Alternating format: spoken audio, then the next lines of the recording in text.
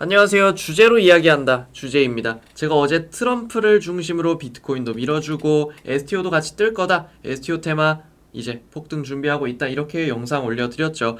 그래서 트럼프를 주제로 많은 것들을 풀어드리고 있는데 비트코인, STO, 그럼 CBDC는 어때? 라고 생각을 하실 수가 있어요. 근데 CBDC가 안 되는 이유, 왜 CBDC가 안 좋은지, 왜 STO를 봐야 되는지, 왜 비트코인 관련주를 봐야 되는지 그 부분에 대해서 오늘 설명드리도록 하겠습니다. 영상 설명드리기 전에 저희 채널 구독 그리고 영상 좋아요 한 번씩은 돈 드는 거 아니니까 꼭꼭꼭 부탁드리겠습니다. 그럼 바로 설명 들어가도록 하겠습니다. 먼저 CBDC 그리고 비트코인 각각 한 번쯤은 들어보셨을 거예요. 이 CBDC라는 것도 그리고 비트코인이라는 것도 한 번쯤은 들어보셨을 겁니다. 그래서 비트코인 같은 경우는 탈중앙화 화폐로 어제도 설명을 드렸죠. 어제 설명드린 것들 못 보신 분들은 어제 영상 먼저 보시길 바랍니다. 그래서 비트코인 같은 경우는 탈중앙화 화폐로서 중앙화된 금융 시스템이 붕괴가 돼도 이거는 어차피 탈중앙화된 거라 가치도 잘 보존이 될 거고 뭐 그런 식으로 탄생을 한 거다 이렇게 말씀을 드렸죠. 더 길게 말씀드리면 CBDC 설명드릴 시간이 없으니까 비트코인은 간단하게 그러면 CBDC 이건 과연 뭘까요? 뭐길래 최근에 또 이야기가 나오고 또 지금까지 이야기가 나오고 있었을까요? 그래서 제가 잠시 메모장을 켜서 C, B, D, C 이건 중앙화된 화폐입니다. 우리가 원화 5만원권, 만원권 이렇게 있죠. 이렇게 실물로 있는 걸 디지털화 시킨 게 바로 CBDC예요. 우리의 현금에 블록체인 기술을 입혀서 디지털화 시킨 게 CBDC가 되는 거죠. 어제 STO 같은 경우는 증권에 블록체인 기술을 입혀서 STO가 된다, 토큰 증권이 된다 이렇게 말씀을 드렸죠. 그래서 이 디지털 화폐 CBDC도 마찬가지로 블록체인 기술을 입혀서 만든 건데 사실상 우리가 지금 쓰는 현금, 계좌이체로 많이 쓰시죠. 그래서 이게 있으나 없으나 사실상 뭐 크게 차이가 없습니다.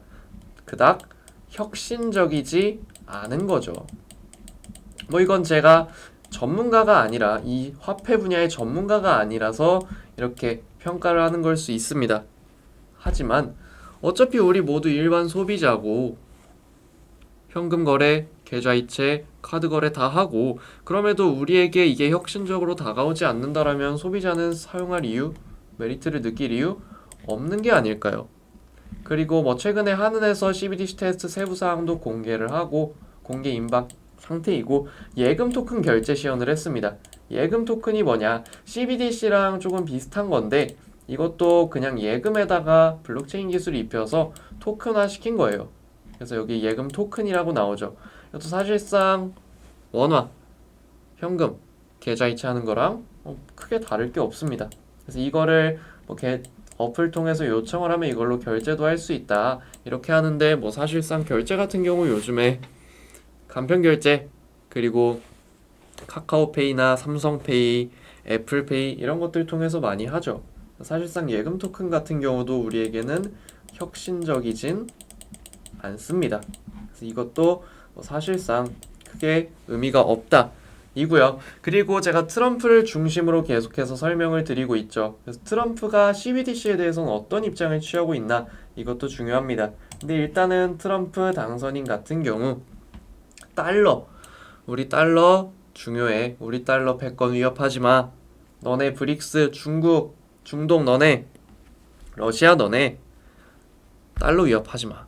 원유 거래 계속 달러로 해. 이렇게 이야기를 하고 있죠. 그래서 이거를 브릭스에선 좀 불만으로 삼고 있었습니다. 그래서 브릭스에서는 뭐 자신들만의 통화를 만든다라고 이야기도 했었고 또 페트로 위안이라고 하죠. 페트로 달러가 아니라 페트로 위안. 그래서 우리 원유 거래할 때 위안으로 거래할 거야, 위안화로 거래할 거야 이렇게도 하고 또 여기서 국가 간 중앙은행 디지털 화폐 결제 시스템 구축안도 논의되고 있다. 왜? 여기서 스위프트라는 국제 결제망을 러시아나 이런 국가들이 금융 제재를 받아서 사용을 못하니까 자기들끼리 조금 거래를 하려고 디지털 화폐 결제 시스템 구축안을 논의하고 있다. 이렇게 알려지고 있죠. 디지털 화폐 같은 경우 금융권 혹은 국가 간의 대금 결제에도 사용될 거다. 이렇게 해서 개발이 되고 있는 것들이에요. 국제 결제망 스위프트에선 그러면 CBDC 안 쓰냐? 물론 그건 아닙니다. 물론 그건 아니에요. 이렇게 트럼프가 달러 대한테 찾지 마 라고 해서 브릭스가 이걸 하려 하는 거 규제할 수 있습니다. 제재할 수 있죠. 그럴 가능성이 높아요. 그래서 CBDC라는 게 조금 위축이 될 수 있는데, 그러면 브릭스에서 CBDC 안 쓰면 CBDC 쓸모 없냐?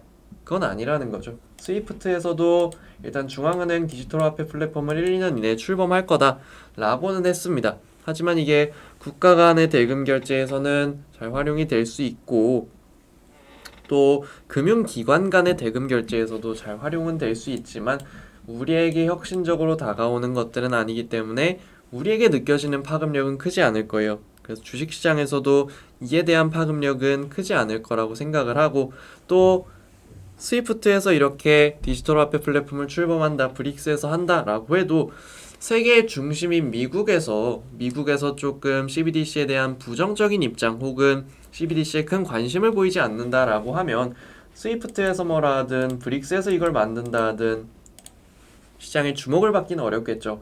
근데 트럼프 당선인의 관심은 CBDC에는 사실상 없습니다. CBDC보다는 가상화폐에 여전히 관심을 가지고 있어요. 그래서 가상화폐 기술이 활용이 된다, 블록체인 기술이 활용이 된다라고 하면 CBDC보다는 그 외에 어제 말씀드린 STO라든지 이런 쪽으로 활용될 가능성이 높고, 그럼 트럼프는 왜 CBDC에 관심이 없고 코인에만 관심이 있는가? 그것도 알아야겠죠. 트럼프의 속셈은 따로 있다. 아까도 말씀드렸지만 트럼프는 달러의 대안을 찾지 말라고 했습니다. 달러 패권을 위협하지 말라고 했죠. 근데 지금 시중에 유통되는 코인들 중에서 이 비트코인을 거래하기 위해 혹은 그 외의 코인들을 거래하기 위해 사용되는 스테이블 코인이라는 게 있어요. 그래서 이건 이후에 좀 더 자세하게 설명을 드릴 건데, 이 스테이블 코인을 보증하는 담보 중에 대부분이 미국 국채로 이루어져 있습니다. 즉 이들이 미 국채를 수요를 해줬다라는 거죠. 그래서 이거를 좀 더 자세하게 설명을 드릴 거예요. 그럼 스테이블 코인이 뭐냐부터 자세하게 좀 설명을 드려야겠죠. 스테이블 코인은 1 스테이블 달러라고 하면 이거는 제가 좀 악필이죠. 이거 좀 지우고 1 스테이블 달러라고 하면 1달러입니다. 그래서 달러 스테이블 코인이 USDT 테더라고 하죠. 혹은 USDC 이런 식으로 여러 가지 스테이블 코인이 있어요. 이런 것들은 모두 1달러와 같은 가치를 지닙니다. 그래서 이런 것들로 외국에서는, 그리고 국내에서도 마찬가지고요. 이런 것들로 비트코인을 매수를 하고 그 외에 알트코인들도 매수를 하고 가상화폐 시장에서 달러와 같은 역할을 하는 거죠. 말 그대로 달러와 가치도 연동이 되고 이를 통해 가상화폐를 거래할 수 있기 때문에 이 시장에서는 이게 달러와 마찬가지의 역할을 합니다. 근데 이거를 보증하는 게, 제가 담보하는 게 뭐라고 말씀드렸죠? 국채라고 말씀드렸습니다. 미국채를 이게 담보하고 있어요. 이걸 미국채로 이걸 담보를 하고 있는 거죠. 그러면 이 스테이블 코인의 수요가 늘어나면 늘어날수록 미 국채 수요가 늘어나겠죠. 미 국채 경우도 발행을 하면 누군가 수요를 해줘야 달러 가치가 훼손이 안 되고 유지가 되면서도 국채를 계속 발행하고 시장의 유동성을 풀어낼 수 있는데, 스테이블 코인 발행사들이 이거를 수요를 해주니까 트럼프 입장에서는 고마워, 우리 가상화폐 밀어줄게, 이게 될 수가 있는 거죠. 그래서 스테이블 코인 중 하나인 아까 USDT 말씀을 드렸죠. 테더라는 스테이블 코인은 미국 대선 이후로 발행량이 조금 급속도로 증가를 하고 있습니다. 이 차트가 테더 USDT 발행량 총액을 표시하는 차트예요. 여기서 이 발행량이 증가하면서 시가총액이 증가하고 있죠. 트럼프 당선 이후에 좀 더 가속화되고 있습니다. 이건 바로 이 테더 USDT라는 곳에서도 미국채 수요를 늘리고 테더를 발행해서 시장에 공급해준다는 거고, 트럼프 입장에서도 미국채 수요를 해줘? 그럼 우리야 좋지. 이게 계속 된다는 거죠. 서로 윈윈하는 관계가 될 수 있다라는 겁니다. 그래서 트럼프 당선인은 CBDC에 힘을 실어주기보다는 달러 패권을 유지를 하면서도 국채를 발행하고 이렇게 하게끔 하기 위해서 가상화폐 시장 그 자체를 밀어주고 그를 기반으로 뭐 STO라든지 이런 산업군들의 성장이 나타날 가능성이 굉장히 높습니다. 그래서 CBDC 관련주로 시장에 부각이 되는 종목들도 많지만 사실 강하게 부각이 되는 종목이 없죠. 트럼프는 이런 상황에서 계속해서 비트코인 가상화폐와 관련된 언론 플레이를 하고 있습니다. 그래서 비트코인이 한때 10만 달러를 돌파를 했어요. 그래서 트럼프는 구 트위터 X에 비트코이너들, 너네 비트코인 가지고 있는 사람들 10만 달러 축하해 이렇게 게시하면서 계속해서 가상화폐 시장에 우호적인 입장을 내비치고 있죠. 트럼프 당선인이 괜히 가상화폐 시장에 우호적인 입장을 내비치는 게 아닙니다. 이런 배경들, 달러의 패권을 유지를 하면서 채권도 찍어내고, 지금 특히나 미국에서 통화정책과 재정정책의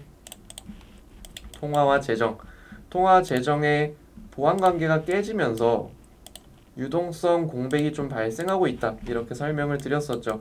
재정정책, 통화정책, 이건 제가 지난 영상들 통해서 이들이 어떻게 보완을 하고 이를 통해 어떻게 시장의 유동성이 공급이 되는지 이 부분에 대해서 설명드린 영상들이 있습니다. 그래서 이 부분에 있어서는 지난 영상들 중에서